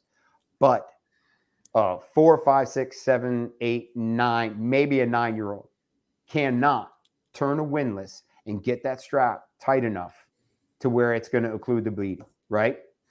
The X-Force TQ is a zip tie and a snowboard ratchet. And I got a video on the Life Skillz Instagram of Riker putting it on my arm. And it's like 45 seconds. And he zips me right up. This thing is badass. I'm going to put this link out there in the link as well. This thing is bad. Dude, and look at the price. They're $24.95. I'm going to share the screen real quick while you're talking about how about that. I think this is something that people need to see. I tell people all the time, you should have a tourniquet on you at all times. Have multiple, one for you and one for someone else if you're able to. But this is 100%. I'm going to share this real quick. That's a badass. There you go. There you go. And it is, let's go down here. I don't see a price. Let's go to the store. How about that? Yeah. X-Force. That one. $24.99. Really? Yeah, and use the code Riker10. Riker10. That on the cheap Chinese stuff off Amazon is what you're going to spend on that. Yeah, this is American made. It's made in New Jersey. But use the code Riker10, and I'll show you guys. Look, so I got my new Everly stock Bandito XL, right? Yep. And right here in the top flap, the front pouch is my medical. This is it right here. And you just come on out and pull it out. The rubber band came off. Okay. So depending on where it's at, you just throw this in right here. Zip tie, right? That's awesome. I'll just do it right here so you guys can see. And there it is. You ratchet it in. And that's it. I'm done. It like no twisting, no turning, anything. It's a pure ratchet system. That's awesome. So I saw this at the event, and then you can just pop this off. And now it has a keeper. It has a keeper on the back side, so you can stow your access right there. But I'll tell you, I saw this at one of the range day events we did. And they, with a body armor company that they offer this in their med kit. And I took a picture and I hit these dudes up and I geeked out on it. And he sent me a couple and I sent him a video I sent him 3 videos of Riker using it. And I was like, this answered all my questions. Like, this is like, I need this. This is going to be a staple in my camp. I've never seen a tourniquet like that. And like I said, I mean, it's easy. Like you said, it can be used by anyone of any age group. Think about your grandma. Like my mom could use that, right? Yeah. You know, my mom is not strong enough to put a windlass on herself, but she could do this, right? It's just, and again, is it better than the cat? I'm not saying that at all. Sure. Yeah, absolutely. Yeah. But for the purposes of a child being able to save their own life or somebody else's life, all day. Yep, and I'll tell you, man, I think I'm faster with that than I am a cat. Are you really? Yep. So, and I have some videos. I have a training video, self-aid, shooting while wounded on Instructor One Instagram. I put up. Okay. But so this year the kids are going to be getting those, and we're working with this company. They're amazing, and it's family-owned company. Again, out of Jersey, American made. Yeah, so what we're doing now with the camp, the website, Life Skillz with a Z, USA.com. We have 7 camps. Our first camp's going to be in South Carolina with the Sornex crew for their kids for the company. And what we're going to do is we're going to have 2 style camps this year. We're going to have the traditional day camp for the 6 to 9 year olds, mirroring what we did last year. And then for the 10 to 15 year olds, we're doing 4 days, 3 nights out at the Clean Eats farm where they're going to be camping. Nice. So we're going to have a little bit more. The pool is out there, so we're going to be work a little pool, but we're going to play a little bit. There's going to be a lot more archery. There's going to be a lot more archery in there. Where now they're going to have their archery class and everything. But now we're going to incorporate the archery with the land navigation, right? So now they're going to have the land nav up. We're going to teach them, like, we're going to start planting those seeds of stalking for the kids that don't already hunt. They're going to have to shoot till they hit the 3D target that's in the woods. They're going to go up, retrieve their arrow, and there's going to be a 20-pound sandbag there for each of them. Now they're going to have to hike out. They're going to have to pack out their game and navigate back to the camp where they're going to start a fire, and we're going to have burgers, and they're going to cook their own lunch. Right. So that's something that I think is awesome. Like, and I'm going to preface it by saying I am not an expert, first of all. But my quote unquote expertise while in the Marine Corps was navigation, geographical land navigation. Went to school. I was a point man. I was involved in exfil and infill type stuff. I enjoyed that navigation side, but it also translates into the real world. The idea of navigating, right? Knowing where you are, where exit points are, where entrance points are through anything and everything in your life. And I think that that's something that is lost. I think that survival skills in general have been lost in this upcoming generation, where if you were to tell a kid, here's $100, I'm going to drop you off in downtown Detroit, and you've got an hour and a half to get to the airport to catch a flight, they have no concept. They couldn't figure out how to call an Uber, catch a cab.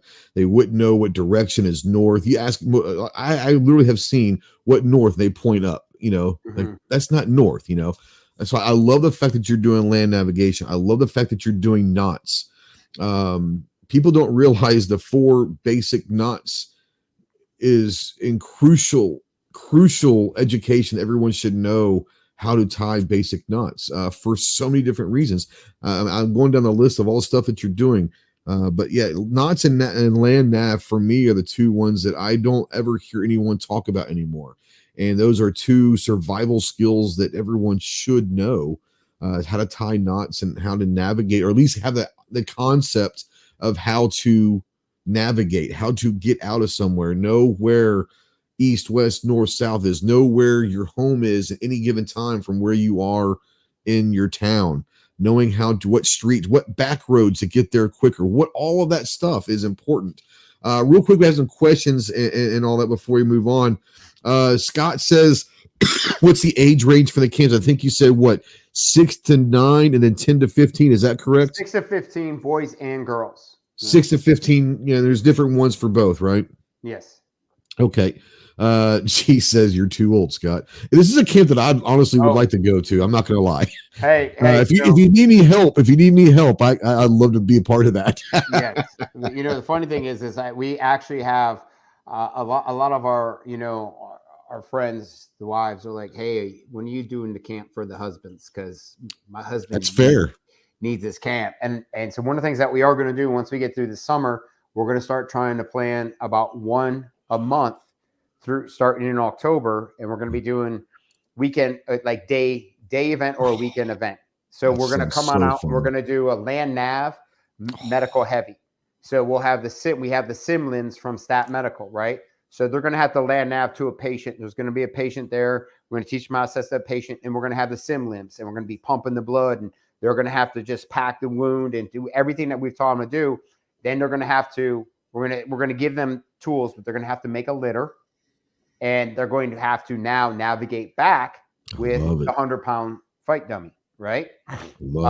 Depending on in teams of what was like a fire team, or family. What are we talking here? We're looking family, whatever the size of their actual family is. Okay, awesome. Yeah, I want to target families, right? One of the things that I tell people is like, and if you guys have any questions, about the metal of your relationships right now, right? I will tell you this right now: you can figure out in 60 minutes who's a leader, who's a follower, who can do both, who's an asset, and who's a liability.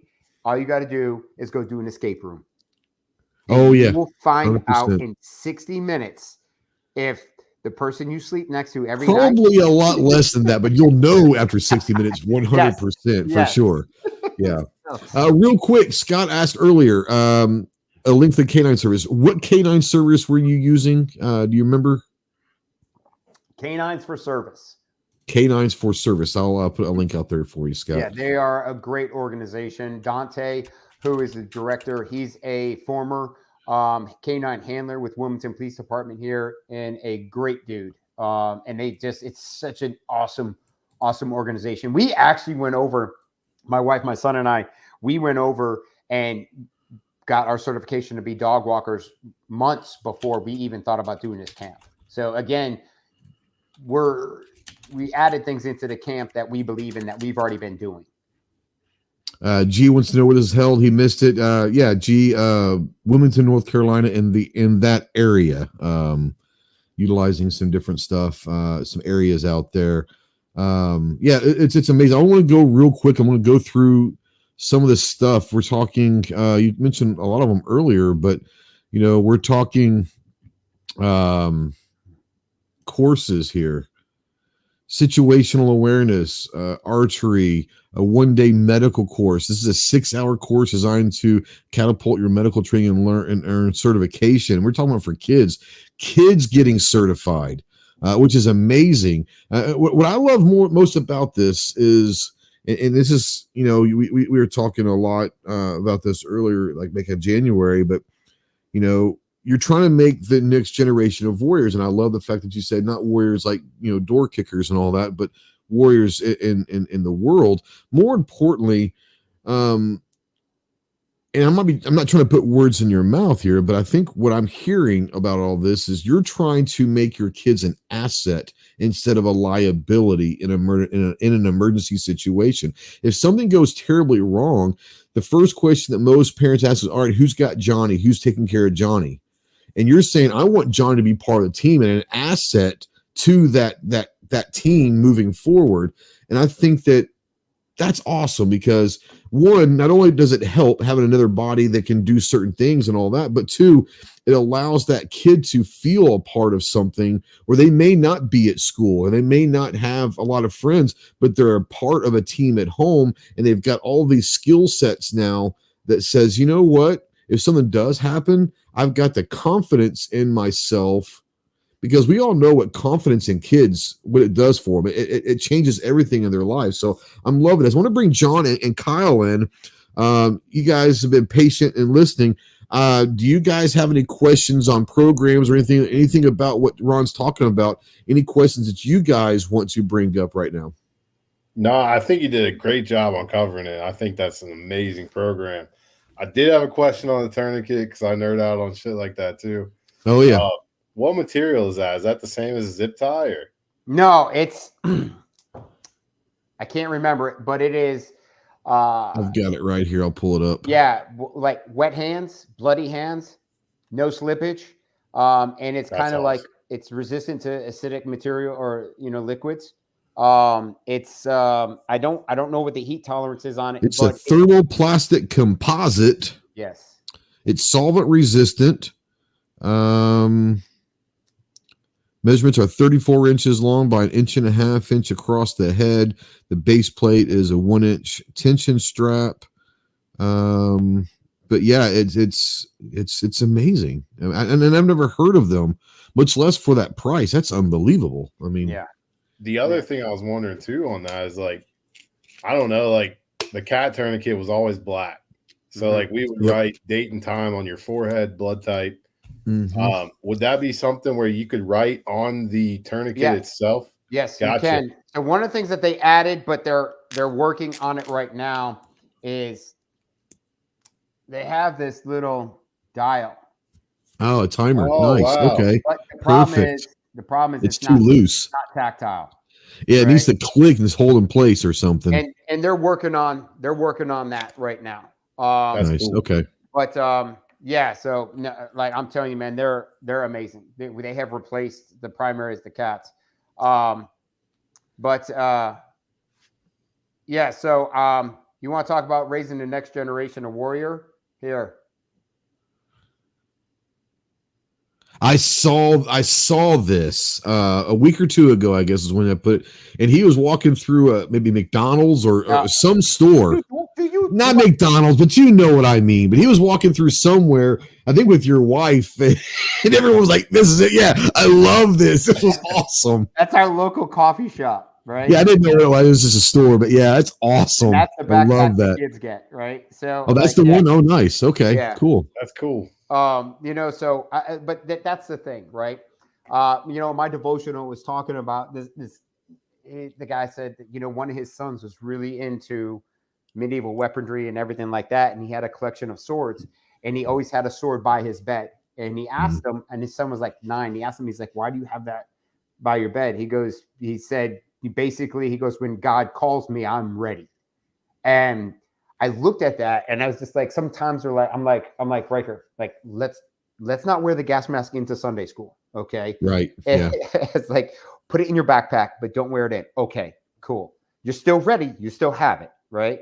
That kind of stuff. But that might put fear into people that are not ready for that. Yeah. So he broke this one out today. He broke out the CM7, the mirror one, because he wanted a scary one. But the whole reason he broke this one out today is because he wanted to use he thinks it's the coolest thing in the world is the bladder straw. The canteen. Yeah. The bladder. Yeah. Right. Yeah. Nice. So he's been walking around drinking out of the canteen all day. I love it. Right? I love it. Yeah. So whatever. Right. But I love it. That's awesome. Thing is now when we come to the mirror university stuff that we're doing, and he's going to be teaching the other kids, because I haven't put it up yet. I did a video. He's teaching my wife on how to select her gas mask. Fantastic. Right. So the whole thing. Yeah. I saw a video of you and Riker. And he was going through the steps on how to fit it properly, how to get everything. I mean, like the step by step. But what do you do first? What do you go top strap? Do you go bottom strap first? Like, I was like, this is stuff that the average 6-7-year-old will never learn. Like it didn't even come across their mindset of I should learn this stuff, Well, they're going to be learning it in the camp. That's awesome. Because that's what Mirror's done with me. I have kids gas masks who would obviously clean them, but they're going to understand having a protective mask in a fire, especially once we get that video series out there. Yeah. Right. So just the whole thing is yes, I want to create the asset. I will tell you is we have worked, and we just started on the Riker page. We're putting out like articles, the Ready series, the Riker Ready series, and we just put one out about like lock the door and situation awareness stuff. And we were traveling up north, and we pulled off to one of the rest stops. Riker and I went in, we came out, we got the dog, my wife went in, and we're playing in there. So I'm in my 15 meter bubble. Oh, yeah. I'm looking for him, and we're looking, my wife comes out, and we have done such a good job with his situation awareness abilities and what he sees. Yeah. This kid he's on a 75 meter, 150 meter target all the time. And we're sitting there, and he just looks, we're getting ready to leave, and he goes, can you believe that lady? And we're like, what? We're like, what are you talking about? He goes, look at that lady right down there in that tiny car next to all those trucks, sitting there with her face buried in her phone. Doesn't she know those truckers can come over and steal her and put her into sex slavery? And we're like, oh my gosh, but valid point. Like, he's like, she needs to do better. And we're like, holy crap. Like, so here, conversation last Tuesday. Yeah. We've been doing with the homeschool. He and I are very big into World War II. He says, Dad, can we start learning about the Civil War? I'm like, yeah. Absolutely. I was like, why do you want to learn about the Civil War? Or better yet, what do you know about the Civil War that has you interested in it? He goes, I don't know anything. He goes, but I know there's another one coming. Oh, snap. And I'm love like, it. I just look at my wife, and I'm just like, I mean, that's kind of good, but that's sad. And the same sense, it is. But this is it. This is that level of preparedness. And you know what? And then he'll turn right back around, and he'll be like, and he'll be 7, and we're building Legos, and he's being a kid, But teaching balance, right? Teaching them that you can do all these things and having all of these skills. Well, most important, exactly. Having these skills that will never leave, right? As long as you keep practicing them and understanding them. But I haven't practiced land navigation in 25 years, but I could probably still be pretty decent at it, as I did so much of it. And understanding that these skills that you have, and I tell people all the time, look, if you don't want to carry a gun, concealed carry and all that, fine. That's on you. For someone that's not comfortable, there are things that you can do to be part of the solution. One of which is, if you don't want to carry a gun, cool. If something happens at that gas station, if you go take a stop the bleed or a trauma class or just a basic first aid class, guess what? You can be that first responder. you could be someone that saves someone's life until the EMTs get there. There's a lot of different things that you could be or do to be an asset in crazy situations. And thinking outside the box is one of those things where teaching kids land nav. Once again, tying knots is a skill that I promise you, it sucks learning how to tie knots, but you never lose the skill and understand what knots go with what and all that. But tying knots, land navigation, first aid, stop the bleed, using a tourniquet, using an Israeli bandage, if you just something as simple as that. All of these skills are something that, once again, our kids, I would say that most of the time, the first time they learn anything is maybe in health class in middle school or early high school. That shouldn't be the case at 13 years old. Is the first time they're ever hearing about any of this stuff. So kudos to you, first of all. John, do you have anything you want to bring up to Rome before we move on? Yeah, I see you've added archery. Are you going to add marksmanship in as well? I know that for the last 10 years, I've been teaching the CMP program, which is a really good starter program that teaches groupings instead of accuracy, and then you work on accuracy afterwards. So I just was wondering if you had thought about that. So, yes and no. I'm sticking with archery. And maybe we get into more advanced stuff. I'm trying to, like, I have I'm a 2-phone nerd now. Like, I'm so paranoid of like algorithms. Like, I don't even want, like, the Instagrams don't touch, like the emails don't touch. So I don't want anything firearms right now on the life skill stuff. I don't want to have anything on their firearms related that has the potential to strangle us. I mean, I have 160 followers or whatever on Instagram, and I think 14 on YouTube, right? Not worried about that now, but hopefully as this grows and starts to pick up, we're getting ready to hopefully get you some more. I'm gonna put your Instagram and YouTube links out there. I don't want to do I. And that's the other thing too. I was thinking about as far as when you want to look at like running a business and the legal side of things. I remember what I had to do years ago to get an insurance policy for a piece of property for a company I was part of, and how much that cost. And I can't even imagine how long it would take and what an insurance policy would look like for firearms specifically for kids. But what I can do is use airsoft, which I don't need anything. So that is when we go and we introduce that to that point, we're going to do that. But I'm still doing kids marksmanship instruction through the Riker side. So I am keeping a little bit of separate there, but you'll never see gun stuff right now on the life skills page.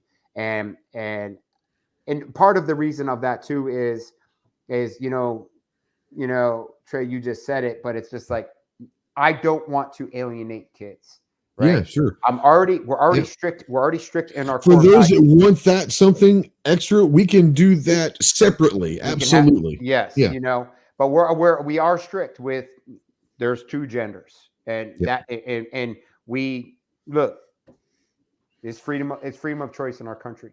If our values don't align with yours, we respect that. Yep. And that's it. We're not. I'd say something happened today. And I was telling my wife, I'm happy that it happened. This is my personal opinion, and take this however you want to out there. But I think it's awkward.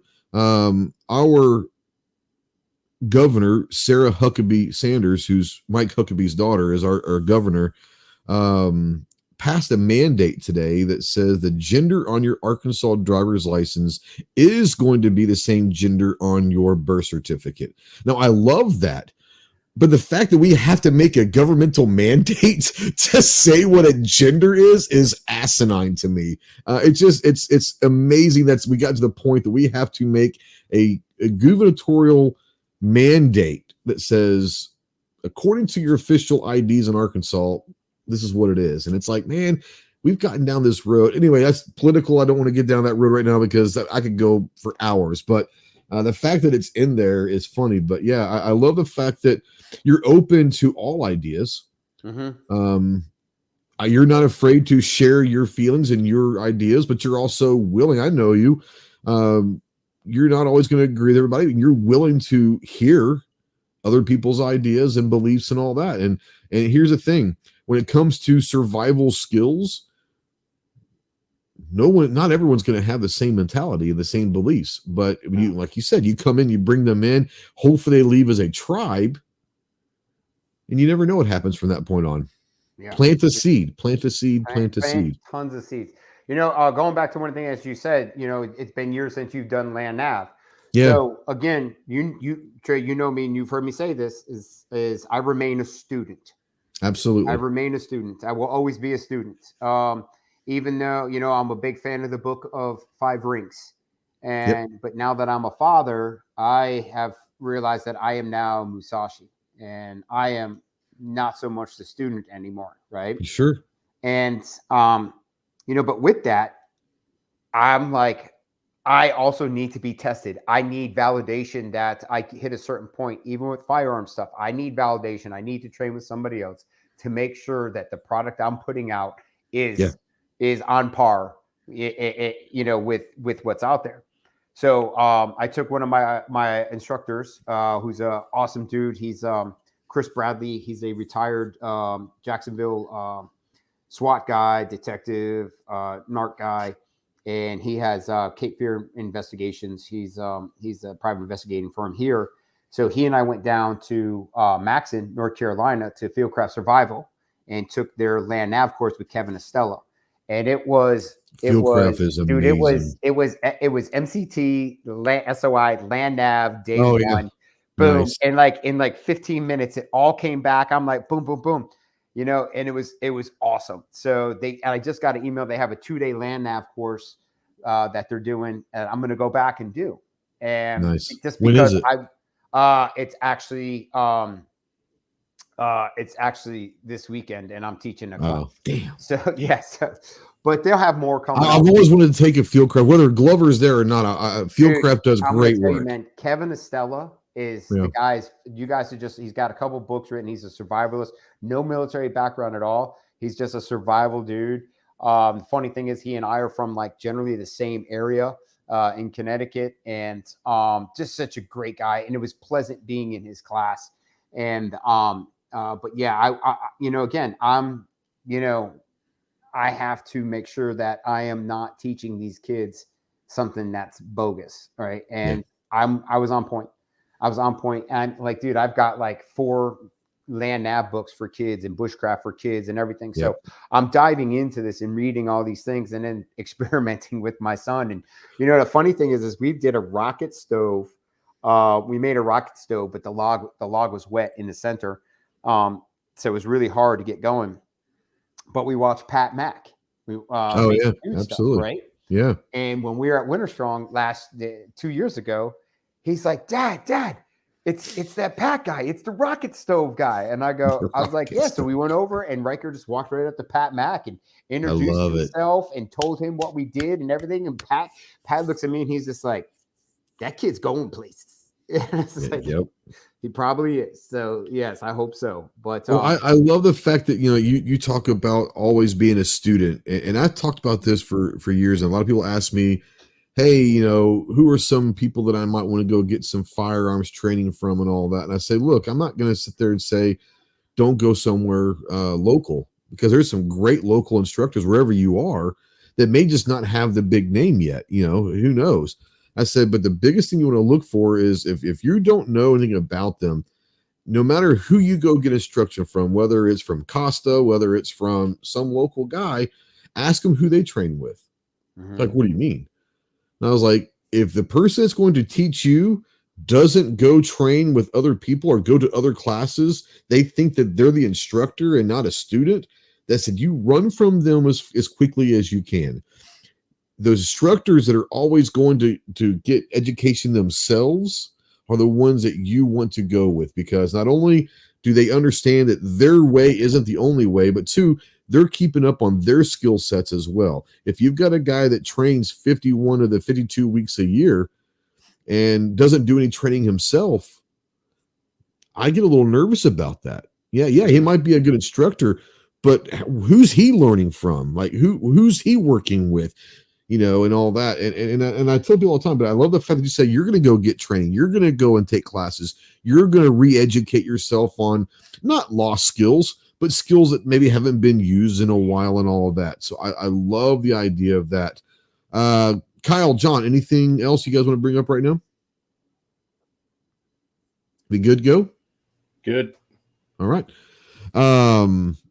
Real quick, let's talk. I know that we talk for hours and hours. I mean, I know we could. I'm going to let you kind of talk about some other things that we haven't talked about yet.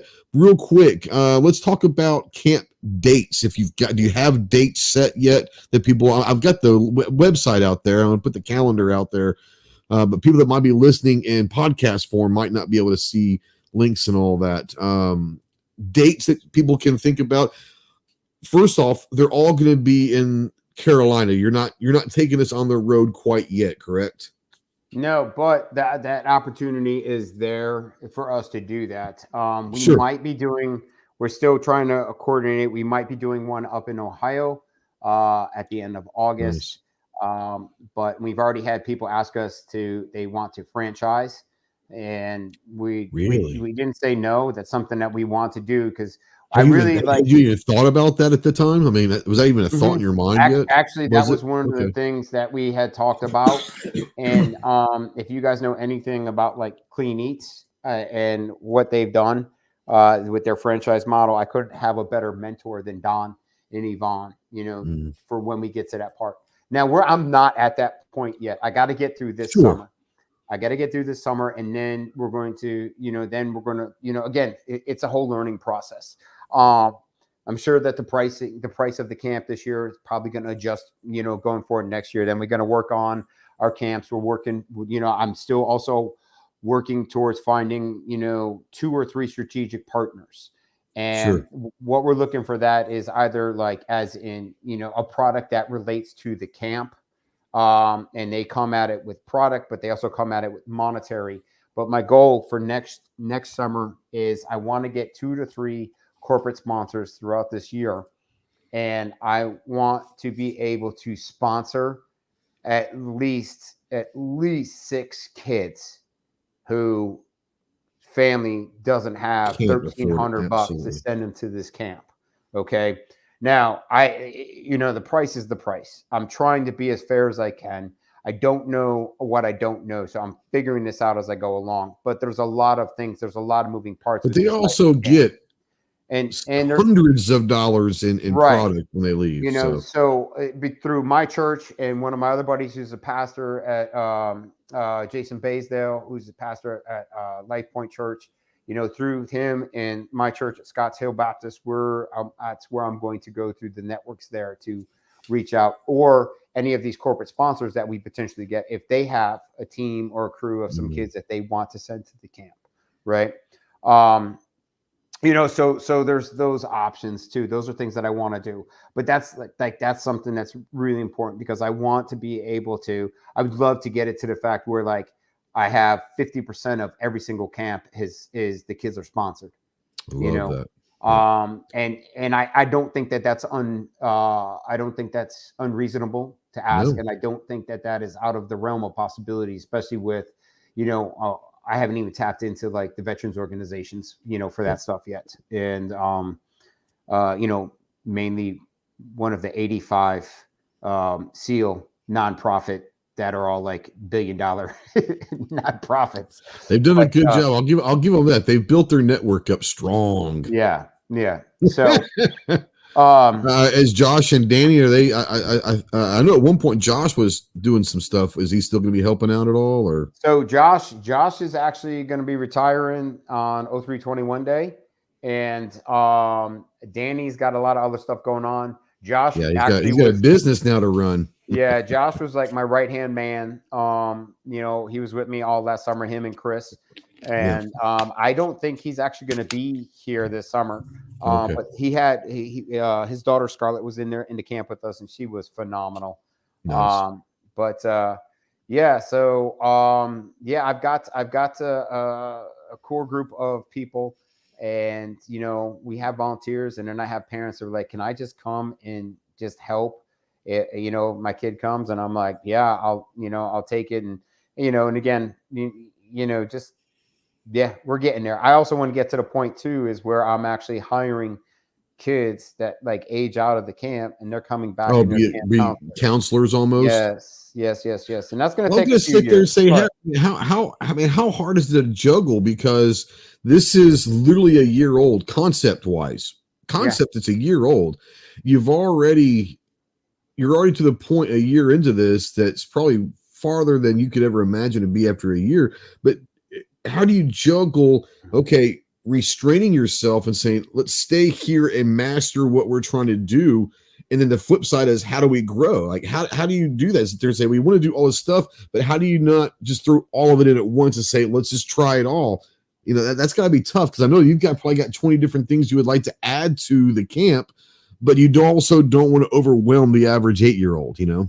Right. So, you know, with that is you have to look at your resources, right? Yeah. You know, my partner with Riker, who's eventually going to probably end up being the CEO with me for the camp.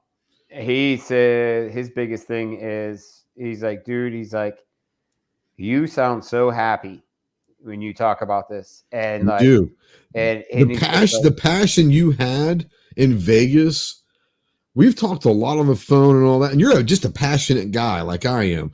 But I've never seen like your eyes like locked in, like you were locked in talking about this. And I was like, yeah, he's onto something, you know? Yeah. You know, and you know, so with that, his big thing is I have to find a way to replicate me, because I'm going to hit a point where there is no way in hell I'm going to be running 18 camps this summer. Yeah. You know, and that's not an issue.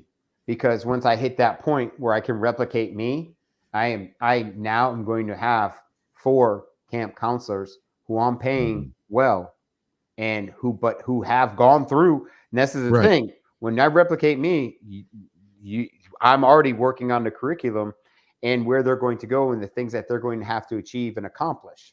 Because I need to know, they need to think like me. They need to think better than me. They need to think ahead. They are going to need to see all this medical stuff.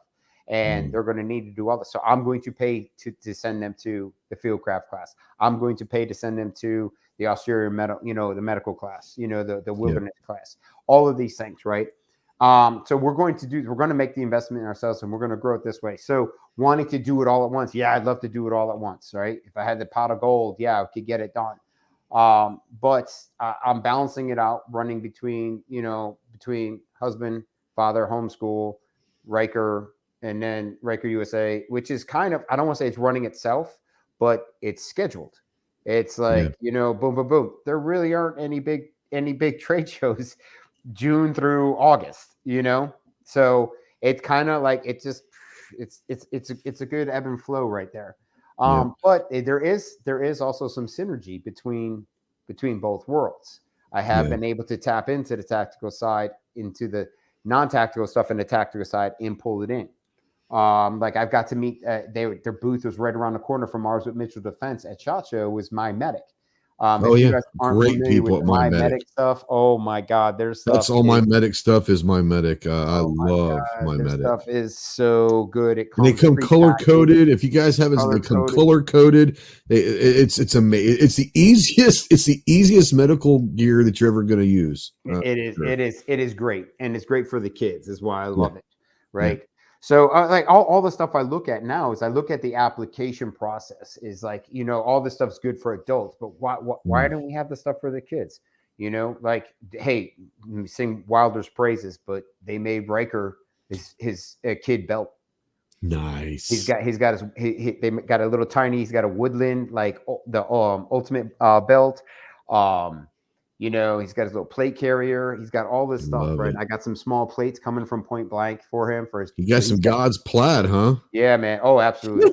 He got his holster for his Walther P22 being made right now. Nice. He got his MP5 22 for Christmas.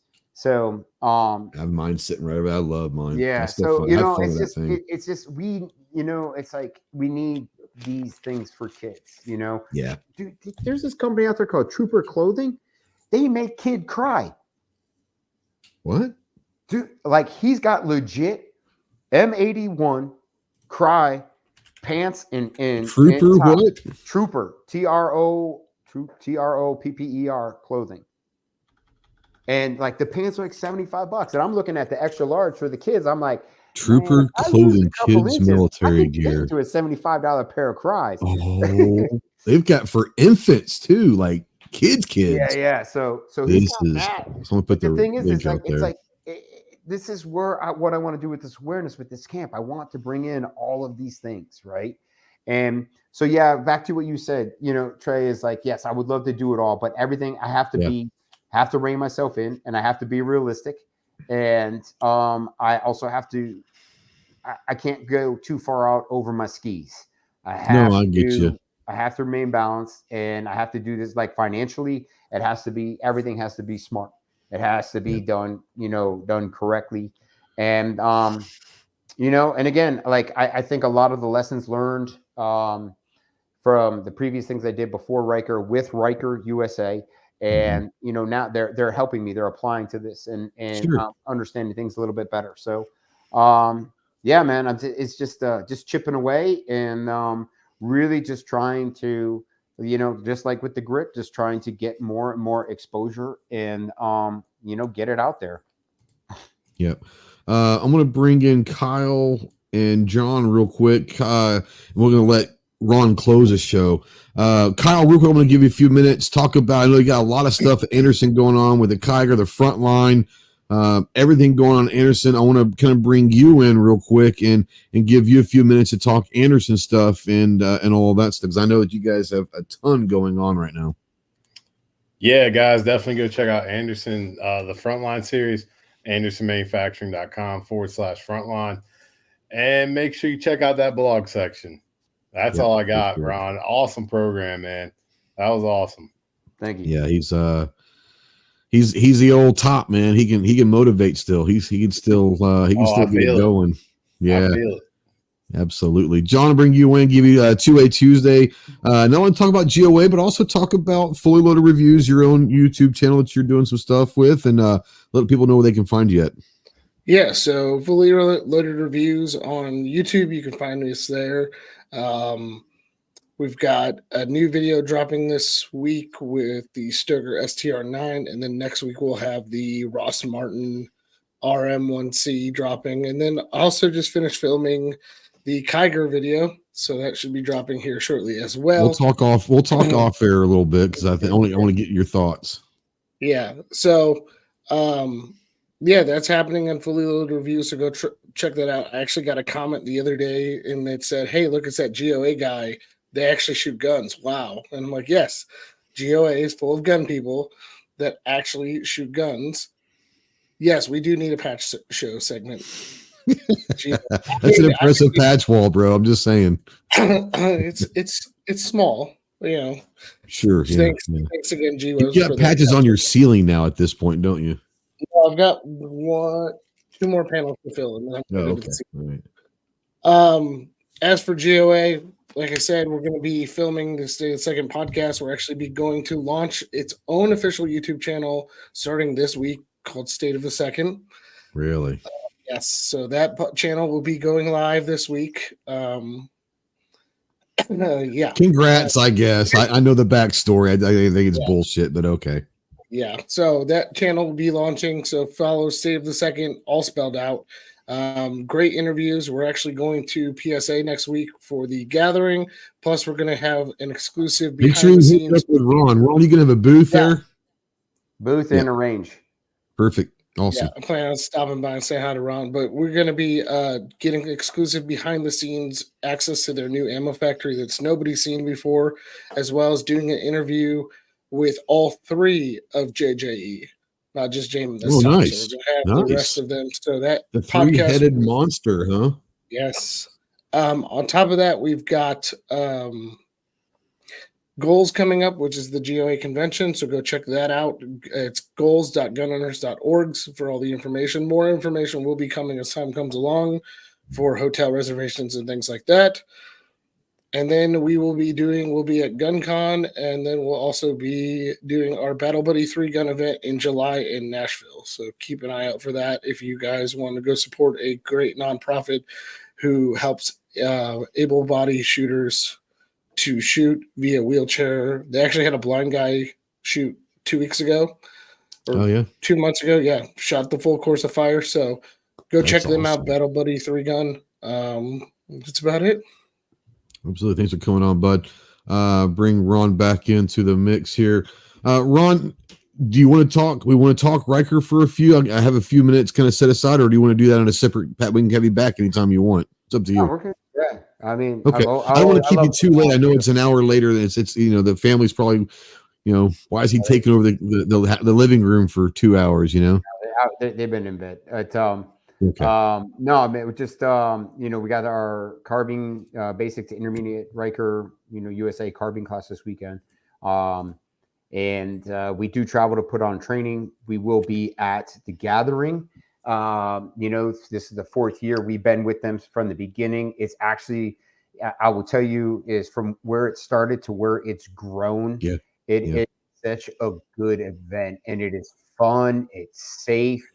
It is family oriented. So kids, if you want something to do, you want your kids to come out and shoot all kinds of like kick ass guns. Like this is the event to come to. Well, and isn't it sad that we have to sit there and say not all events are the safest events? Let's be honest. And it's nice to know talk about the one that I'm never doing again. But I understand. Yes. But yeah, they've got RSOs there that they make sure that everyone's doing the right thing and all of that. So it is nice to see that. Mm-hmm. Is it still at the plantation this year, or is it gone? Is it changed? I think that's their spot. That's their spot. I like that area. Unless it rains, and then getting in and out was interesting that one morning. Yeah, but we got a booth. We got a booth in Bender Village, and then we have a range. So we'll be running the Mitchell Defense. The Mitchell Defense 5.56 platforms and the Rat Dogs, the 9 mils. We're going to have some. We'll have some fresh aim points on them, and probably going to have a couple of the B.E. Myers miles on some of the guns, so you guys can just get to use the Riker control and get that visible laser going during the day, so you can see the benefit of the Riker method with the control and the sling. We're also going to have. On our range, we're going to be working with the Dead Rabbit Collective and have their whole list of guns out there. The 410 revolver rifle, which I cannot wait to shoot and put a grip on. So we're going to have our grip on all their stuff, and it's just going to be a good time. We will have product available for sale out there, and if you're interested in scheduling, a class or anything like that, I mean, just hit us up. If you're in North Carolina, we also do the North Carolina Concealed Carry Permit. I'm a certified instructor by DOJ. And we're just chipping away. March, April we're doing all the filming with Mirror U, with Mirror Safety, which is a phenomenal company. I'm so happy to be working with them. We'll also have, of course, all Mod 3 Amend 2 mags out there at our range for the gathering. And then we're going to be at the NRA. I'll be in Dallas almost all of May, and I'm actually putting on a 2-day transition rifle pistol medical vehicle course on when I'm down there on the 14th and 15th of May. Really? Out there, at the range. I can't remember the name of the range, but if you've ever I might have to do that.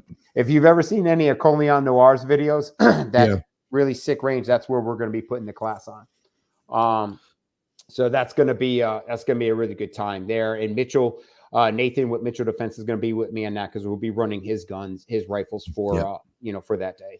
I want to shout out Nathan with Mitchell Defense. We also have some friends that we like to talk about. Obviously, Wilder Tactical, our good friends over at Green Wolf. By the way, I want to bring my thing before we do this.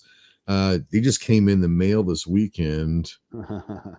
The old Miami Vice Tiger Stripe they did a handful of them they didn't have many left of the hats, so they did a handful of them for me. More to come. Go check out Green Wolf Tactical as well. Our good friends over there. Mm-hmm. So LifeSkillsUSA.com with a Z. LifeSkillsUSA.com. RikerUSA.com. They'll be able to get all of the YouTube channels, the Instagram accounts, TikTok, if you're into TikTok, I have yet to convert to TikTok. How's that going for you, by the way? There is a Life Skillz TikTok, and I did it because the guys at Stat Medical said you should do it. And I put like, I need like a 14-year-old. I need to pay a 14-year-old to do it because I can't figure it out. And I've never gotten on there, so I would be lost, man. I honestly started it. I was just like, I'm probably on some pedophile list now because I'm 52 on TikTok. Like, this is not right. I understand. Yeah, thanks for coming on. And stick around if you don't mind for a few minutes in the after chat, Ron. We talked about some stuff. Yeah, thanks you guys for watching. For you that were live, great conversation in the chat. For those of you watching in replay or especially listening in podcast form, where we get most of our audience, utilize that comment section. The links for Life Skillz and for Riker are going to be down in the description when this is published. So make sure you go check those out as well. More importantly, I think take what you've learned from this podcast, and whether or not you send your child, which you should, to Ron and Life Skillz camp, if you're on the other side of the country and it becomes something you can't do right now, take what you've heard tonight and maybe start implementing your own life skills with your own family. We tell this all the time. Why you're not camping out in your backyard at least once a month, learning how to put tents up, how to cook, how to start a campfire. First of all, there's so many different ways, but then cooking on a campfire, going and learning how to fish or whatever, you can teach your family. And one night a month isn't going to kill you during the summertime to go spend the night outside the backyard in a tent. You might actually enjoy it more than you think. Your kids might actually enjoy it more than you think. Utilize this time in their lives to help shape them into someone that's going to be an asset and not a reliability in our community. Most importantly, guys, enjoy your freedoms of being an American, one of which is to keep and bear arms. We'll see you next week. We've got a Risk Any Arms coming on next week. Talk some 1911s talk. They're part of the Hyperion umbrella. But yeah, get out there to the range, be more proficient with your firearms, go take a class from Riker USA. More importantly, stay in touch with what's going on with two-way legislation, both local, state, federal. If you have any questions on what's going on, contact gunowners.org and see what they have to say about this stuff. Make sure that your elected representatives are doing their jobs. If not, guess what? 2024 is an election year, and we can take care of that shit pretty quickly. Like I said, enjoy your freedoms of being American, and we'll see you next week. Semper Fi.